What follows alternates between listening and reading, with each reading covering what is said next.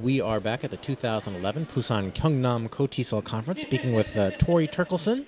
Did I say that right? Thorkelson. Thorkelson. Close enough. Sorry about that. Who is about to present in about an hour or so. What is the name of your presentation? Motivation and Discipline in the EFL Classroom is what I've titled it this time. And what's the focus of your presentation going to be? Well, I guess to put it in a nutshell, basically that motivation starts with the teacher, basically. So you have to start off with a firm foundation and good set of rules and get aware of your students' interests and needs and abilities. And then, based on all of that, move forward in motivating them and interesting them in English. So most of the teachers that are talking today that I've seen so far have been talking about project work and talking about using television shows and that kind of thing. But I'm more focusing on, setting that foundation, the curriculum and the class rules and that kind of thing is important. In your abstract, you mentioned the four major schools of thought on this. Right. What are those four major schools? Well, there's the behavioral school, which, of course, is the old Skinnerian and Pavlovian dog kind of thing. But we use a lot of rewards in the classroom, of course, or punishments, these kinds of things. So that ties into reinforcing positive behavior. The volunteer steps forward. We give them a candy or we give them something for that. Then we have the humanistic school. That's the Carl Rogers and Maslow, kind of the Maslow hierarchy. So we got to meet their physiological needs and their needs to be respected, their needs to be esteemed, and to make them feel comfortable in the classroom and respected and valued as a part of the community. If we can get to that point, then we can push them up into higher critical thinking and imagination. Then we have the cognitive, which of course is valuing the thinking process. That's sort of the Bloom's taxonomy. We want to push them towards synthesis and judging and evaluation. So not just the information and remember it and test on it and forget it, but how are we going to make this part of our worldview or our judgment of English and English culture or our own culture, perhaps, to turn it on its head. And then the social learning theory is the last one, the sort of the Bandura concept. So that's more the cooperative learning. Students learn better together, or the teacher triangle, perhaps, teacher, student, student, student, student, teacher. As long as that dynamic is being respected, then the students are going to get much more out of the classroom. And do you contend that any particular school is more relevant to the teaching situation here than others? Well, as we move towards the communicative, we're still moving towards communicative teaching, or task-based teaching, or content learning, integrated learning, I think definitely the social learning theory is becoming more important and is more important as part of that framework because the students are much more involved in what they're doing. They have much more control. They set their own goals, as one of the earlier Joanna Ochahowski was talking about, and they have their own ways to motivate themselves in the classroom. So it's not just what I'm doing in the classroom that's important or how I'm guiding them there, but also what they can take away and do for themselves. So how does that play out in reality? When you walk into a classroom week one, how does that theoretical foundation play out? Well, my first class is fairly traditional. I do spend a few minutes, probably about a half an hour, going over my class rules and my outline and what I expect from the class from, day one kind of thing. That's about, for most classes, about 4 pages. So the rules are key. 4 pages of... 4 pages. Well, total, 4 pages. So the first page is information about me and the basic rules, and then the grading scheme and important dates. That's per page 1 and page 2. And then page 3 and 4 is a tentative outline of what's going to happen in the class with weekly topics and perhaps some general notes on the kinds of things that I'll be evaluating, like essays are due here, or interviews are here, or presentations are here, and that kind of thing. In the classroom, first of all, we stopped focusing on a huge exam, huge midterm, huge final many years ago now. So I usually break my classes into a whole bunch of criteria. So I'm skills teaching as well. So interview class, we do interviews, they write scripts, they write critiques of popular talk show hosts. We do some quizzes to make sure they're covering stuff. Am I hearing much about social learning? Well, yet? that's the thing is they do these in groups. They do them in groups and pairs. So their interviews are specifically one-on-one, or in the first case one-on-one, pairs working together. In the second place, it's 2-on-1. So they do like they would for a dream job or a graduate school. So I try to make them as realistic to the situation as possible as well. What level are you teaching? Sophomores to seniors. Okay. And we do have level testing. So sometimes I'm teaching intermediate, sometimes it's beginner, usually it's intermediate or advanced. Okay. Anything else we should know about your presentation? Well, we're also going to deal with some problems, common problems, in the classroom. So I'm going to give them some problems and have them discuss those. For example? Well, student who likes to play with their cell phone in class. What do you do about that? What do you do about that? Well, in my case, I usually take the cell phone away and take points off their grade. Some people like to create like a cell phone jail or something and put the cell phones in the jail. It depends on the teacher. Have you ever used cell phones? In the classroom? Yeah. No, I've... Learning tool? Peter Callahan has a workshop where he talks about using cell phones, and I was hearing about that. He was presenting the same time I was, I think, at the last conference. So, but I'm going to actually try that next time, where he sends students out of the classroom. Half the students stay in, half the students go out. They have a conversation on the cell phone. I do let them use the cell phone for the dictionary. I don't have a problem with that. But other than that, I don't really use it in my classroom.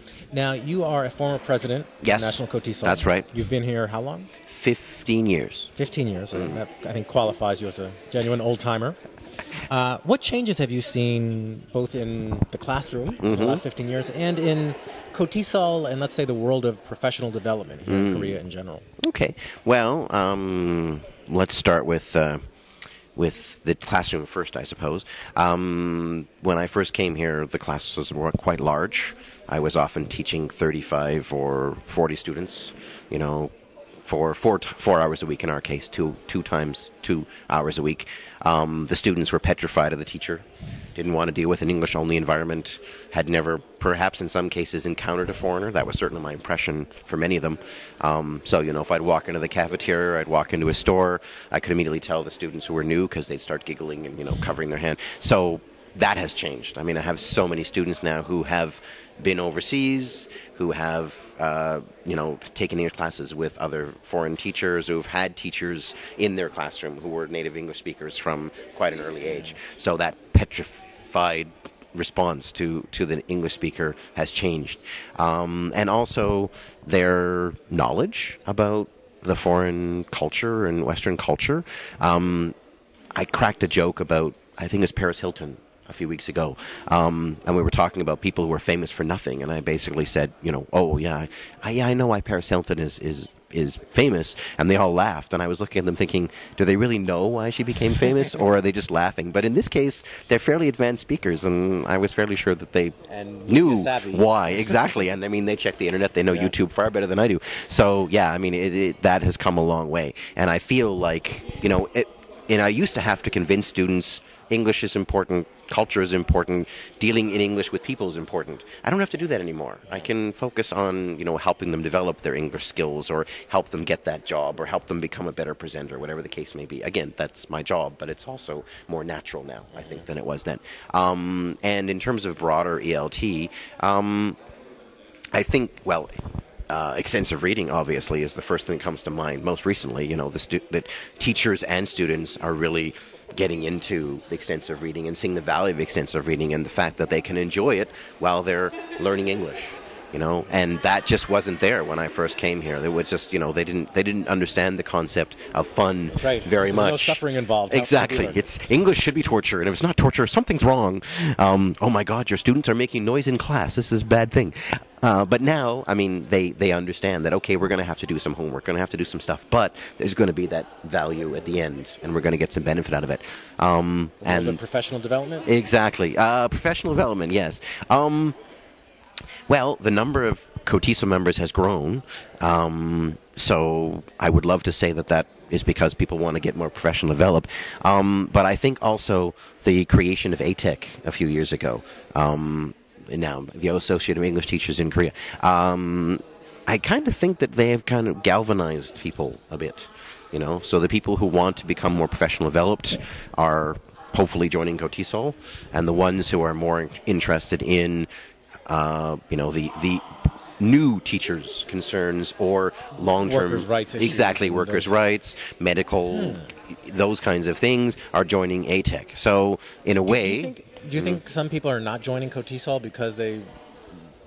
Interesting. Well, I'm going to do some research on that. Actually, because I know ATEC has kind of I think ATEC and Kotesol have approached it as, okay, that you do that stuff and we do this stuff and we can work together. And Yes, I've seen yeah. booths at conferences and stuff. Yes, yeah. Oh, I don't think it's a question of us not being able to work together. I think actually we can work together and should be working together more. But part of that dynamic is we have to be clear about what we're doing and what they're doing. Never really had that much of a focus on that. What ATEC focuses on. No, I agree, and they've met a need that was not being met there, and that's fantastic. I'm not saying anything, but if you look at their goals and objectives, they are claiming to be an English teachers professional organization, but what they're dealing with is much broader issues within the expat community, I think, and much broader needs within the expat community as well. So there is that issue, I think, in terms of their identity and what they're actually doing, but I mean, that's not my place to say. I'm just saying that looking at what they're doing and what we're doing, that comes to mind. What are your thoughts on the type of teaching available? I mean, one thing that occurs to me is there's a lot more opportunity for substantive teaching. You know, it used to be you taught at a university, you taught conversation. Right. And now there's a lot of content-based material or curriculum. Even well, I don't know about in high schools or whatever, but you have this whole EPIC program where there's more of a focus on teaching. You know, you still get a lot of complaints, I think, from Hagwon teachers who are expected to be clowns and entertainers. Right. And I think part of this was the Korean. In the beginning, when foreigners started teaching here, we just want the face. Right. We just want a foreigner. Do you feel like there's been a shift to, well, no, actually, we want a qualified teacher? Well, certainly, if you look at the job ads now, there's a much higher expectation for universities specifically. There's a much higher expectation that, okay, you need experience, you need to have worked in Korea for a certain period of time, you need to have a master's degree. I think there may be a little bit more recognition now for alternative, CELTA and that kind of thing, than there was. But still, most places want the master's in a related field, something like that. So, yes, I think the level of acceptance has gone up. And that, whether that is because of the universities wanting a higher level of teacher or trying to bar the door to the average Hagwon teacher so they can't get into the university classroom, I'm not sure. But there is also a bit of a washback effect, I think, because they're looking at the universities and going, okay, those people have masters, they're qualified teachers, they're in this for the long run. Why are we hiring a backpacker or someone like that who's only going to do it for a year or 2 years? So I think there is that indirectly that there's that effect going on right now, and that they're looking for, again, not just the white face, even though the qualifications that the EPIC and the GEPIC program are looking for are, the basic university graduate with some degree from some university in some English-speaking country, and they're not necessarily teachers. I did a workshop yesterday for the GEPIC program, and just talking to some of them, I mean, they're very passionate and very enthusiastic about teaching, and they really do care about their students. And, that's something you wouldn't have seen 10 years ago, 15 years ago. It was just come here for a few years, pay your student loans, and go home. All right, fellow old-timer, I should probably let you get ready for your presentation. Thanks very much. Thank you, sir. Pleasure talking to you.